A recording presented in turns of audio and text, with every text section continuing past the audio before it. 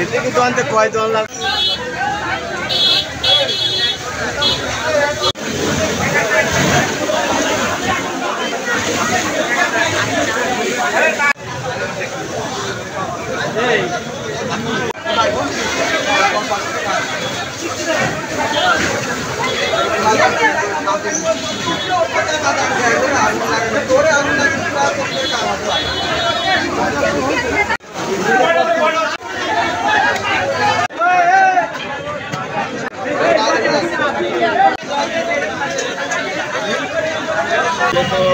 এটা দুঃখজনক আর কি। আমি ছুটে আসলাম, দেখলাম যে 4টে দোকান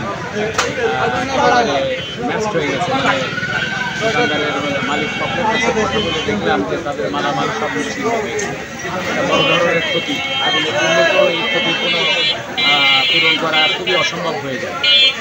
সেক্ষেত্রে সিদ্দিকের টেলিভিশনের যে দোকানটা ছিল সেই দোকানের থেকেই নাকি আগুনের সূত্রপাত হয়েছে। ইলেকট্রিক শর্ট সার্কিট হতে পারে, এখান থেকে আগুনের সূত্রপাত হয়েছে। এবং সবাই দোকানের এখানে যে নাইম ফার্মেসি যেটা, সেখানে তো ডাক্তার সাহেব রুগী দেখতেছে। তো সব দেখার পরেও যেহেতু আগুন এমন একটা জিনিস যে আগুন ইচ্ছা করলেই এটাকে নিভানোর কোনো সুযোগ থাকে না। তারপরে ফায়ার ব্রিগেড আসছে, গতিতে হয়তো সেইভাবে না আসলেও ফায়ার ব্রিগেড আসার পরে জানা গেল যে পানির যে মেশিন ছিল, পানি আনার যে প্রক্রিয়াটা, সেখানে বারে বারে মেশিন ডিস্টার্ব হয়েছে, পানি আসতে সেইভাবে বাধাগ্রস্ত হয়েছে, যার ফলে ক্ষতির পরিমাণটা আর একটু বেশি হয়ে গেছে।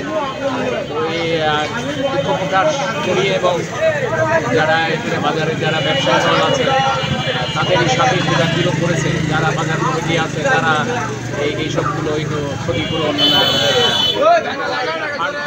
ক্ষতিপূরণ যদি তারা দিতে পারে তাদের প্রতি আহ্বান জানাই। এবং প্রশাসনের এসি ল্যান্ড মহোদয় আসছিলেন দেখলাম, তো ওনার সাথে প্রতিও দৃষ্টি আকর্ষণ করে যে প্রশাসনের পক্ষ থেকে এই দোকানগুলো ভিজিট করে যদি কোনো সাহায্যের কোনো খাত থাকে, সেসব আগুনে পুরার সাহায্যের খাত থেকে যদি ডিসি সাহেবকে অবহিত করে এইসব কিছু ক্ষতিপূরণ দেওয়ার আমি আহ্বান করি। তো এবং এই দোকানদারদের সাথে আমরাও একত্রিত ঘোষণা করি এবং তাদের পাশে আমরাও চেষ্টা করবো যে তাদের পাশে থেকে কিছু সাহায্য করা যায়।